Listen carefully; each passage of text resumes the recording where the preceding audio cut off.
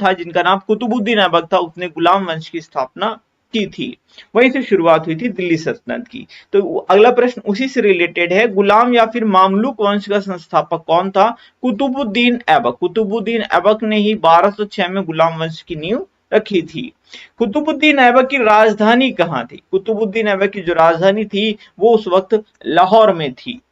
किसने मलिक और सिपह सलार की उपाधि धारण की थी? तो कुतुबुद्दीन ऐबक ने ही मलिक और सिपह सलार की उपाधि धारण की थी। काफी इंपॉर्टेंट प्रश्न है। किसे लाख बख्श के नाम से जाना जाता था? कुतुबुद्दीन ऐबक को लाख बख्श के नाम से जाना जाता था क्योंकि ये लाखों का दान किया करता था। किस शासक ने दिल्ली में कुव्वतुल इस्लाम नामक मस्जिद का निर्माण करवाया था? तो कुतुबुद्दीन ऐबक ने ही दिल्ली के अंदर कुव्वतुल इस्लाम मस्जिद का निर्माण करवाया था। कई बार ये प्रश्न एग्जाम में पूछा गया है। किसने अजमेर में 2.5 दिन का झोपड़ा नाम की एक मस्जिद बनवाई थी? तो ये भी कुतुबुद्दीन ऐबक ने ही बनवाई थी। काफी इंपॉर्टेंट, कई बार एग्जाम में पूछा गया था। गुलाम वंश का संस्थापक कुतुबुद्दीन ऐबक था। क्या था? तो तुर्क था, अफगानी था, फारसी था, ईरानी, क्या था? तो ये तुर्क था। ये भी प्रश्न एग्जाम में आ चुका है, इसलिए याद रखेंगे। अगला प्रश्न है, वर्ष 1210 ईस्वी में किस खेल को खेलते वक्त कुतुबुद्दीन ऐबक की मृत्यु हो गई थी? तो ये चौगान या फिर पोलो खेल रहे थे और घोड़े से गिरने के कारण इनकी मृत्यु हो गई थी। तो वर्ष 1210 में कुतुबुद्दीन ऐबक की मृत्यु हुई थी। सबसे पहले किसने दिल्ली सल्तनत में सुल्तान की उपाधि धारण की? देखिए, कुतुबुद्दीन ऐबक ने कभी भी सुल्तान की उपाधि धारण नहीं की थी। ठीक है, सबसे पहले जो दिल्ली सल्तनत ने सुल्तान की उपाधि धारण की थी वो था इल्तुतमिश। इल्तुतमिश कौन था? तो इल्तुतमिश जो था वो कुतुबुद्दीन ऐबक का गुलाम था और कुतुबुद्दीन ऐबक का क्या, दामाद भी था। अगला प्रश्न है, डॉक्टर ईश्वरी प्रसाद के अनुसार दिल्ली सल्तनत का वास्तविक संस्थापक या फिर उद्धारक कौन था? तो ये इल्तुतमिश ही था और ये प्रश्न एग्जाम में सारे के सारे प्रश्न बन चुके हैं। ये भी कई बार प्रश्न पूछा गया है। इल्तुतमिश ने अपनी राजधानी लाहौर से कहां स्थानांतरित की थी? तो इल्तुतमिश ने जब ये सुल्तान बना तो इसने अपनी राजधानी लाहौर से सीधा दिल्ली स्थानांतरित कर ली थी। किसे गुलामों का गुलाम कहा जाता था? तो इल्तुतमिश को गुलामों का गुलाम कहा जाता। क्यों? कुतुबुद्दीन ऐबक गोरी का गुलाम था। अब कुतुबुद्दीन ऐबक का गुलाम इल्तुतमिश था, तो गुलामों का गुलाम हो गया कौन? इल्तुतमिश। याद रखिएगा, इंपॉर्टेंट है, बहुत बार एग्जाम में पूछा गया। अगला प्रश्न है, प्रश्न नंबर 14, किस शासक ने चालीसा दल, जिसे तुर्कान चहलगामी कहा जाता था, की स्थापना की थी? इल्तुतमिश ने साम्राज्य को संभालने के लिए 40 लोगों का एक ग्रुप बनाया था जो कि पूरे साम्राज्य को संभालेगा, लाइक इसे मंत्री वगैरह संभालते हैं उसी तरह से, और इसका नाम दिया था तुर्कान चहलगामी, और ये लास्ट में तुर्कान चहलगामी ही इसके लिए हानिकारक भी साबित होता है। अगला प्रश्न है, वर्ष 1221 में किसके शासनकाल में भारत पर चंगेज खां का आक्रमण हुआ था? तो 1221 की बात हो रही है। 1210 में कुतुबुद्दीन ऐबक मरा था। 1210 से 1236 तक शासन किया था इल्तुतमिश ने। तो उस वक्त शासन किसका था? इल्तुतमिश का था, क्योंकि 1221 में ही चंगेज खान ने भारत पर आक्रमण किया था और उसको रोकने का काम किसने किया था? इल्तुतमिश ने। मंगोल शासक चंगेज खां का मूल नाम क्या था? प्रीवियस ईयर का क्वेश्चन है। तेमुचिन क्या नाम, इसका नाम था तेमुचिन। कहीं कहीं पे तेमुजिन भी लिखा हुआ मिल जाएगा, तो कंफ्यूज नहीं होइएगा। याद रखिएगा, चंगेज खान का मूल नाम तेमुचिन था। प्रीवियस ईयर का क्वेश्चन है, इसलिए मैंने इस क्वेश्चन को यहाँ पर लिया हुआ है।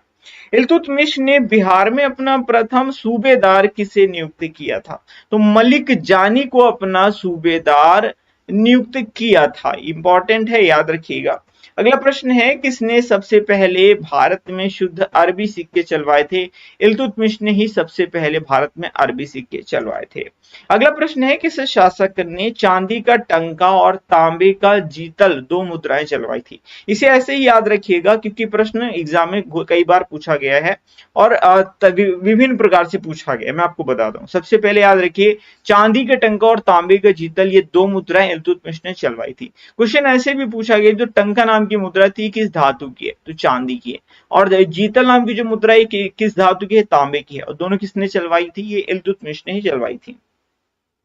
कौन भारत की पहली महिला शासिका थी? जब इल्तुतमिश की मृत्यु हुई तो उसने अपना जो उत्तराधिकार है वो अपनी बेटी को दिया था, रजिया बेगम। ठीक है, रजिया सुल्तान या रजिया बेगम, ये भारत की पहली महिला शासिका बनी थी। वर्ष 1236 से लेकर के 1240 तक ये शासिका रही थी। ये समय जरूर याद रखिएगा क्योंकि ये टाइम पीरियड एग्जाम में पूछा जा चुका है रजिया सुल्तान का।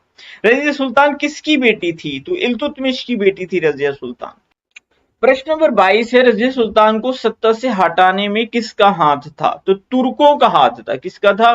तुर्कों का हाथ था। और मुख्य रूप से देखा जाए तो भटिंडा का जो गवर्नर था, वहां का भटिंडा का जो गवर्नर था जिसका नाम था अल्तुनिया, मलिक अल्तुनिया, उसी ने नेतृत्व किया था। ठीक है, इस विद्रोह का। तो याद रखिएगा अल्तुनिया की वजह से ये रजिया सुल्तान को हटाया गया था। अगला प्रश्न हम लेते हैं, किसने जिल्ले इलाही यानी ईश्वर की छाया की उपाधि धारण की? जिल्ले इलाही की उपाधि धारण की थी। जिल्ले इलाही का मतलब होता है ईश्वर की छाया। तो ये बलबन ने धारण की थी। याद रखिएगा बलबन भी गुलाम वंश का एक काफी प्रसिद्ध शासक हुआ करता था।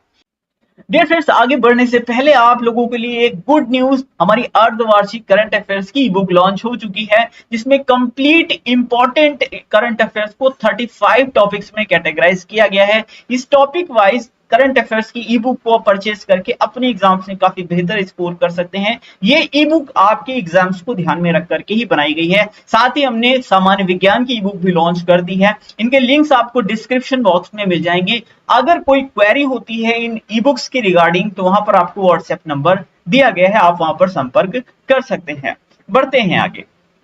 किसने चालीसा दल को समाप्त किया था? तो बलबन ने चालीसा दल को समाप्त किया था।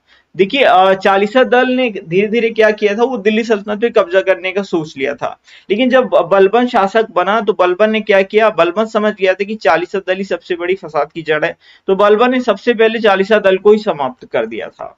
किसने फारसी त्योहार नौरोज की भारत में शुरुआत की? बहुत बार एग्जाम में पूछा गया, बलबन ने ही ये शुरुआत की थी।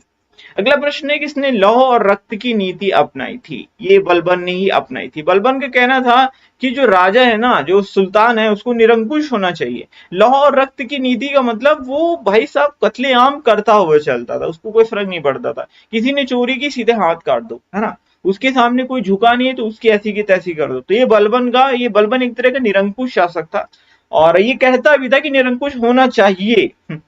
किस शासक ने सिजदा और पैबोस प्रथा शुरू की थी? ये भी बलबन ने शुरू की थी। सिजदा मतलब होता है सीधे सीधे साष्टांग प्रणाम करो, लेट जाओ राजा के सामने। और पैबोस का मतलब होता है राजा के पैरों को चूमो। ठीक है, तो लोगों ने कहा कि सिजदा और पैबोस तो भाई साहब गलत है, क्योंकि सिजदा हो या पैबोस हो ये तो सिर्फ ईश्वर को किया जा सकता है। तो बलबन ने क्या कहा, अच्छा ये बात है। तो इसने क्या कहा, इसने कहा आपसे हम जिल्ले इलाही हैं। जिल्ले इलाही का मतलब ईश्वर की छाया है। ईश्वर तो नहीं है लेकिन ईश्वर की छाया है। तो तुम ईश्वर को भी जब सिजदा पैबोस कर सकते हो तो ईश्वर की छाया को भी कर सकते हो। तो चलो अब सिजदा और पैबोस मुझे करके दिखाओ। तो बलबन ने सिजदा और पैबोस प्रथा शुरू की थी। बलबन ने किस मस्जिद की दीवारों पर अपने शिलालेख में स्वयं को खलीफा का सहायक लिखवाया था? गढ़